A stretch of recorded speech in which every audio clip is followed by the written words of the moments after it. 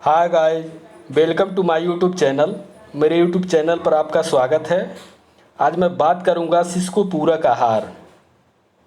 इस विषय पर मैं विस्तृत चर्चा करूंगा, लेकिन अगर आप मेरे चैनल पर नए हैं तो सब्सक्राइब ज़रूर कर लीजिए। 6 माह की आयु के बाद बच्चे की आवश्यकताएं केवल माँ के दूध से पूरी नहीं होती हैं। अतः आवश्यक है कि बच्चे को माँ के दूध के साथ साथ ऊपर की चीज़ें भी दी जाएं। सामान्यतया बच्चे को निम्नवत धीरे धीरे खाने के पदार्थ माँ के दूध के साथ जोड़ने चाहिए। 6 माह के पश्चात बच्चे को माँ के दूध के साथ सुपाच्य खाने की चीज़ें जैसे घुटी हुई गाढ़ी दाल, दाल का पानी नहीं, मसला हुआ आलू या केला, सूजी की खीर, मसली हुई खिचड़ी, दलिया एवं फलों का रस आदि आरंभ कर दें। 1 वर्ष के बच्चे को माँ द्वारा किए जाने वाले भोजन का आधा भाग अवश्य खाना चाहिए। जैसे यदि माँ 2 रोटी खाती है तो बच्चे को लगभग 1 रोटी खानी चाहिए। बच्चे को थाली में ठीक से खाने की सभी चीज़ें सजाते हुए खाना खिलाना चाहिए। खाने में टमाटर, गाजर, मूली, टमाटर, दाल, पनीर, रोटी, दूध, ये सारी चीज़ें होनी चाहिए। हरी सब्जी भी जैसे करेला, भिंडी, लौकी इत्यादि चीज़ें, बैगन, ये सब शामिल होने चाहिए। बच्चे को भोजन में दूध, दही, प्रोटीन जैसे गाढ़ी दाल, राजमा, चने के व्यंजन एवं गले हुए अंकुरित अनाज आदि भी देना चाहिए, जिससे बच्चे को अच्छा प्रोटीन मिल सके तथा उसका अच्छा शारीरिक विकास हो। जिस परिवार में मांसाहारी खाद्य पदार्थ दिए जा सकते हैं वहाँ 1 वर्ष या अधिक आयु के बच्चे को अंडा, मछली आदि अच्छे घुटे हुए रूप में दिया जा सकता है। बच्चे को भोजन में वसा की मात्रा भी आवश्यक है, जो घी, तेल, मक्खन आदि के रूप में हो सकती है। बच्चे को खिलाने वाले भोजन में इसकी एक संतुलित मात्रा होनी चाहिए। भोजन में खनिज पदार्थ तथा विटामिन्स का भी बहुत महत्व है। अतः बच्चे को भोजन में फलों के रस के अतिरिक्त अच्छी तरह से पकी हुई हरी सब्जियां एवं गाजर, टमाटर आदि को घुटे हुए रूप में दिया जाना चाहिए। संतुलित आहार से बच्चे का मानसिक और शारीरिक विकास अच्छा होता है। खाद्य पदार्थ के साथ साथ बच्चों का समय पर टीकाकरण कराना भी बहुत ज़रूरी है। स्तनपान से नवजात के प्रतिरोधी क्षमता में वृद्धि होती है तथा बच्चों में संक्रमण की संभावना कम हो जाती है। जो बच्चे केवल स्तनपान पर रहते हैं तथा जिन्हें कोलेस्ट्रॉल भी प्राप्त नहीं होता है, उनके शरीर में रोगों से लड़ने की अद्भुत क्षमता उत्पन्न होती है। इसी कारण से इसे प्रथम प्राकृतिक टीकाकरण भी कहते हैं। ज्यों-ज्यों बच्चा बड़ा होता है, वातावरण से संक्रमण की संभावना बढ़ती जाती है। अतः आवश्यक है कि बच्चे को निर्धारित टीकाकरण सारणी के अनुसार समय पर टीके लगवाएं तथा उन्हें संक्रमण से सुरक्षित रखना चाहिए। राष्ट्रीय टीकाकरण नीति के अनुसार सभी बच्चों को जन्म के पश्चात निर्धारित समय पर निम्न सारणी के अनुसार टीके लगाए जाने चाहिए।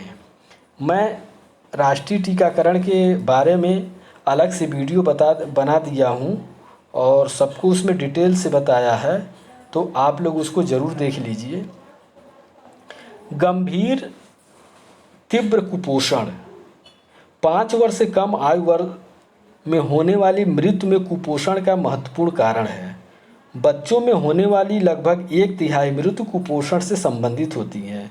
विश्व स्वास्थ्य संगठन WHO के द्वारा निर्धारित विकास मानकों के आधार पर कम वजन के बच्चे, आयु के सापेक्ष कम वजन, कम लंबाई के बच्चे, स्टेंटिंग आयु के सापेक्ष कम लंबाई तथा वेटिंग लंबाई ऊंचाई के सापेक्ष कम के कारण बच्चों में संक्रमण का प्रतिशत बहुत बढ़ जाता है।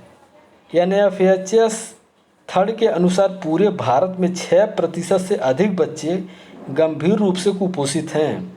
भारतवर्ष में सबसे अधिक संख्या में गंभीर रूप से कुपोषित बच्चे उत्तर प्रदेश में पाए जाते हैं।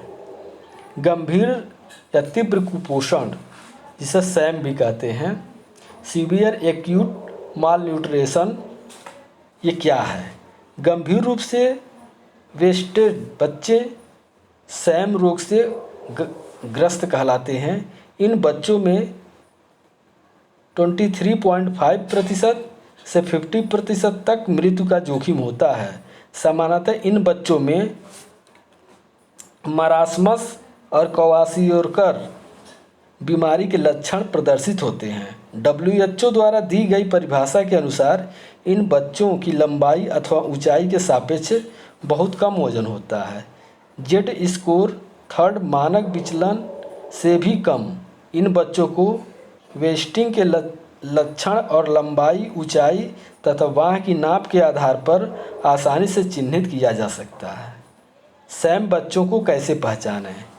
यदि मिड अपर आर्म सरकमफ्रेंस, हाथ के ऊपरी हाथ का मध्य अंश 115 मिलीमीटर से कम है, लंबाई के सापेक्ष वजन थर्ड मानक विचलन से कम है, दोनों पैरों में सूजन आना और गंभीर वेस्टिंग के अस्पष्ट लक्षण अगर ये हैं तो उसे हम सैम कैटेगरी में रखते हैं।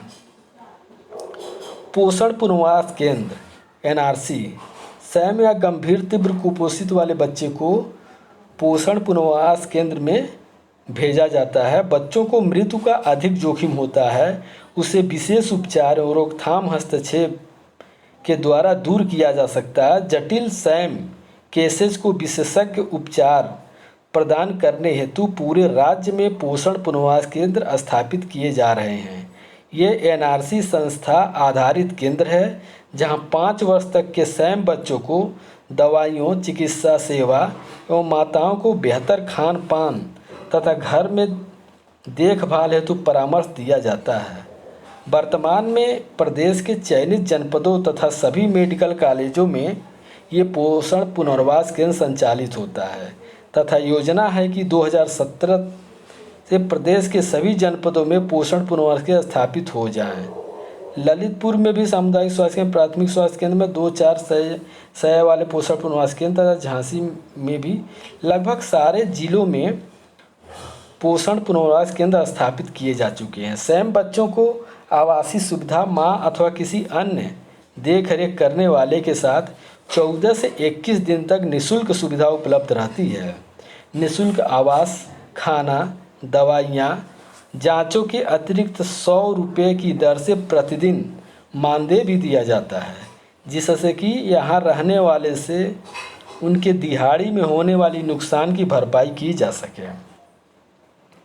तो ये सब हैं बच्चों की देख रेख के लिए उनके पोषण से संबंधित मुख्य बिंदुएं जो आपको जानकारी मिली होगी। अगर इन बातों का ध्यान रखें तो बच्चे को सैम या कुपोषित होने से बचा सकते हैं। इस कड़ी में हम अगले वीडियो में फिर मिलेंगे। तब तक के लिए नमस्कार। और हाँ, अगर अभी तक आप मेरे चैनल को सब्सक्राइब नहीं किए हैं तो सब्सक्राइब कर लीजिए। नमस्कार।